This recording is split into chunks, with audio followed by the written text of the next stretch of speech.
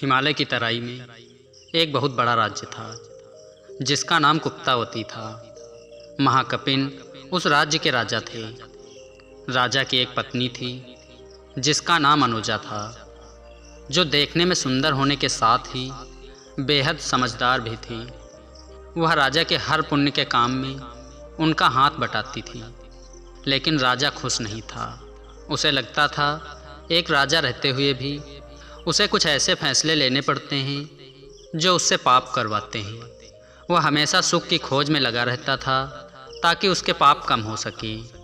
उसने कई तरह के अनुष्ठान करवाए, लोगों को दान भी दिया, लेकिन उसका मन हमेशा व्यथित रहा। एक दिन उस राज्य में श्रावस्ती से एक व्यापारी मंडल व्यापार करने के लिए आता है। यह व्यापारी मंडल बुद्ध का उपासक था। वह बुद्ध की कही हुई बातों को अपने जीवन में उतारता था।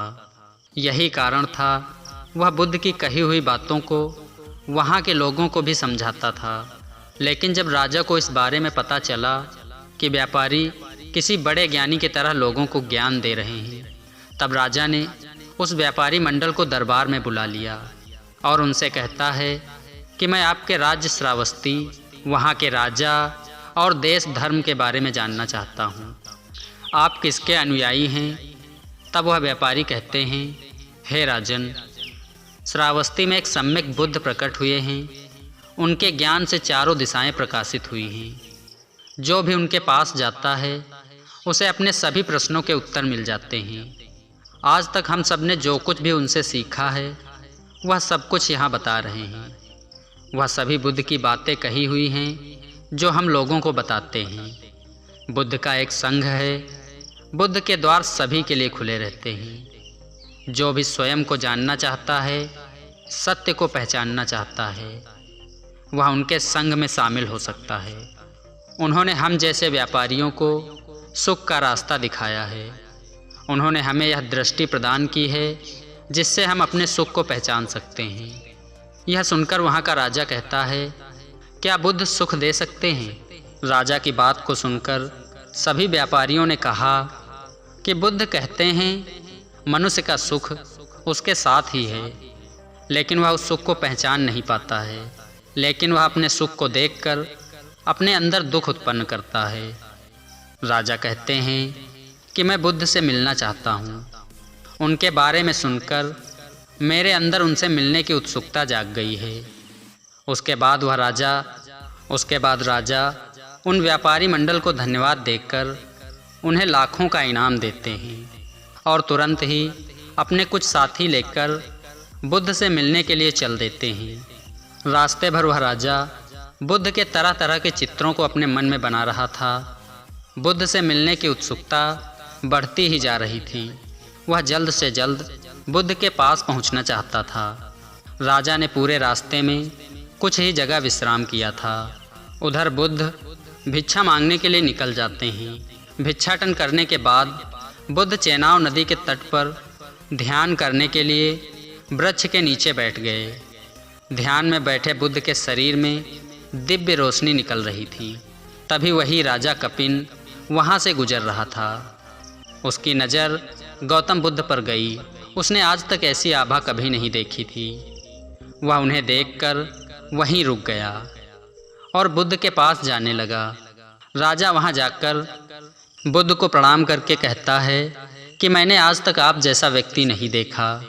आपको देखकर लग रहा है जैसे कि आसपास सुख की वर्षा हो रही हो, जैसे ना कोई चिंता हो ना कोई दुख हो, बस आनंद ही आनंद हो।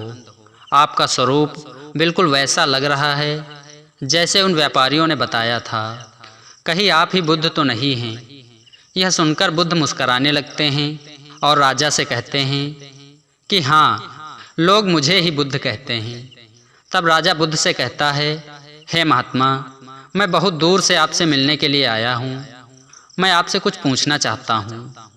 बुद्ध कहते हैं, पूछो। तब वह राजा कहता है कि आप कहते हैं व्यक्ति का सुख उसके पास होता है, लेकिन वह दुख के पीछे भागता है। मैं इस बात को समझ नहीं पाया कि आखिर कोई क्यों दुख के पीछे भागेगा जबकि सुख उसके पास ही है।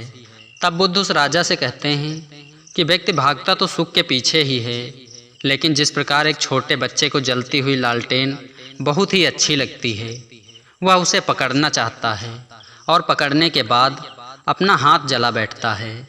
उसी प्रकार जो व्यक्ति जगा हुआ नहीं है उसे दुख ही दुख नजर आता है और वह तब तक उसके पीछे भागता है जब तक वह अपना हाथ न जला बैठे। तब वह राजा कहता है, हे बुद्ध, मैं कोई छोटा बच्चा नहीं हूँ, मैं सुख और दुख को देखकर पहचान सकता हूँ। तब बुद्ध कहते हैं कि सामर्थ्यवान व्यक्ति चाहता है कि वह एक शक्तिशाली राजा बने और उस चाहत को पूरा करने के लिए वह अपने दिन और रात दुख में ही गुजार देता है। वह हर समय केवल यही सोचता है कि वह कैसे बड़े राजा के पद पर पहुंच सके। वहां पहुंचने में उसे अपना सुख नजर आता है, लेकिन वह उस सुख को नहीं देख पाता है जो उसे मिला हुआ है।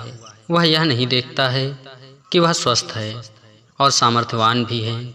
यह सुख हमेशा उसके साथ है, लेकिन वह इसका आनंद नहीं ले सकता, क्योंकि वह तो अपना सुख उसमें ढूंढ रहा है जो उसके पास है ही नहीं। जो व्यक्ति राजा है तो उसका सुख यही है कि उसको मौका मिला है एक बहुत बड़े साम्राज्य को एक साथ ध्यान में रख सके, उनकी सेवा कर सके, उनके चेहरे पर खुशियां ला सके। लेकिन राजा तो और बड़ा राजा होना चाहता है। वह एक सम्राट बनना चाहता है, दूसरे राज्य को जीतना चाहता है, लेकिन जो उसे मिला है उस पर कोई ध्यान नहीं रखता, बल्कि जो नहीं है उसके पीछे भाग रहा है, और यही उसके दुख का कारण है। बुद्ध राजा कपिन से कहते हैं, हे राजन, तुम भी तो सुख के पीछे भाग रहे हो। सुख के पीछे भागना ही तुम्हारे दुख का कारण है। तुम अपने सुख को देख नहीं पा रहे हो, तुम अपने सुख को नहीं देख पा रहे हो। यह सुनकर राजा के अंतर नेत्र खुल गए, उसकी सारी शंकाएं दूर हो गईं और वह तुरंत बुद्ध के चरणों में गिरकर उसने बुद्ध से प्रवज्ञा के लिए प्रार्थना की। बुद्ध ने राजा को उठाया और उसे प्रवज्ञा की अनुमति दे दी। जब राजा प्रवज्जित हो गया तो उसके सारे अनुचर भी अपने आप को प्रवज्जित कर लिया। उधर महल में जब यह बात अनोजा को पता चली कि राजा कपिन अपने राज्य को छोड़कर श्रावस्ती के लिए प्रस्थान कर चुके हैं, वह भी तुरंत अपनी दासियों के साथ श्रावस्ती के लिए निकल पड़ी। वह भी बुद्ध के दर्शन हेतु बेहद उत्सुक होती है। वह भी चेनाब नदी के तट पर पहुंचती है, जहां बुद्ध के भव्य रूप को देखकर वह भी उनसे प्रवज्जित होने के लिए अनुग्रह करती है। बुद्ध ने अपनी एक शिष्या से कहा कि वह उन्हें प्रवज्जित करे। सभी दासियों सहित रानी भी प्रवज्जित हो गई।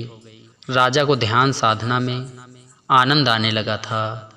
राजा ने गहन साधना की और जब वह अनंत को प्राप्त होने लगा तब वह अक्सर यह शब्द कह देता कि मेरे सुख, अहो सुख। जब भी कोई उसे यह कहते हुए सुनता तब सभी यही कहते कि महाकपिन अपने पुराने काम भोगों के सुखों को याद करने लगते हैं, इसलिए ऐसा बोलते हैं। कुछ भिक्षुओं ने यह बात जाकर महात्मा बुद्ध को बताई। तब बुद्ध ने महाकपिन को बुलाया और उससे पूछा कि क्या तुम वास्तव में अपने पूर्व के राज सुखों को याद करके ऐसा बोलते हो? तब महाकपिन कहते हैं कि हे बुद्ध, आप तो मेरे दिल की हर बात जानते हैं। आप यह भी जानते हैं कि मैं ऐसा क्यों कह रहा हूँ। तब बुद्ध ने अन्य भिक्षुओं को संबोधित करते हुए कहा कि राजा अपने पुराने सुखों को याद करके ऐसा नहीं बोलता है, बल्कि उसके भीतर जो धर्म रस का उदय हुआ है उसके आधार पर वह अपने सुखों को देखकर ऐसा कहता है। हम सभी लोग जन्म होने से लेकर जो दौड़ना शुरू करते हैं वह हमारी दौड़ जारी रहती है, वह कभी भी नहीं रुकती है। हम केवल आगे देखते हैं, हम अपने आसपास देखते ही नहीं हैं। यह देखते ही नहीं हैं कि हमें क्या मिला है और हमारे पास क्या नहीं है। जो नहीं है उसको पाने की इच्छा को रखना गलत नहीं है, लेकिन जो मिला है उसे अनदेखा करना गलत हो जाता है। और जैसे ही हम अपने वर्तमान से हटकर भविष्य की दौड़ लगाते हैं तो दौड़ लगाते ही रह जाते हैं, क्योंकि भविष्य हमेशा भविष्य में ही रहता है, वह कभी वर्तमान में नहीं आ सकता। बुद्ध यह कभी नहीं कहते हैं कि हम अपने भविष्य को लेकर तैयार ही न रहें। हमेशा उदास बैठे रहें। वे तो बस इतना कहते हैं कि आप जो भी कुछ करें वर्तमान में होकर करें, उसके बाद भविष्य तो अपने आप बदल जाएगा। बुद्ध तो आपसे कहते हैं कि आप जागृत रहें, तभी आप सही फैसले ले पाएंगे, अपने किए हुए कार्य को महसूस कर सकेंगे। अभी तो आप अपने जीवन से निकलने वाले समय को भी महसूस नहीं करते और भविष्य की रचना कर लेते हैं, और उस भविष्य को पाने के लिए हम सब कुछ करते हैं, चाहे वह सही हो या गलत। बुद्ध कहते हैं कि आप इतनी समझ पैदा करें कि आप सही और गलत समझ सकें, यह समझ सकें कि वर्तमान को बनाने से भविष्य बनता है, भविष्य को बनाने से वर्तमान नहीं।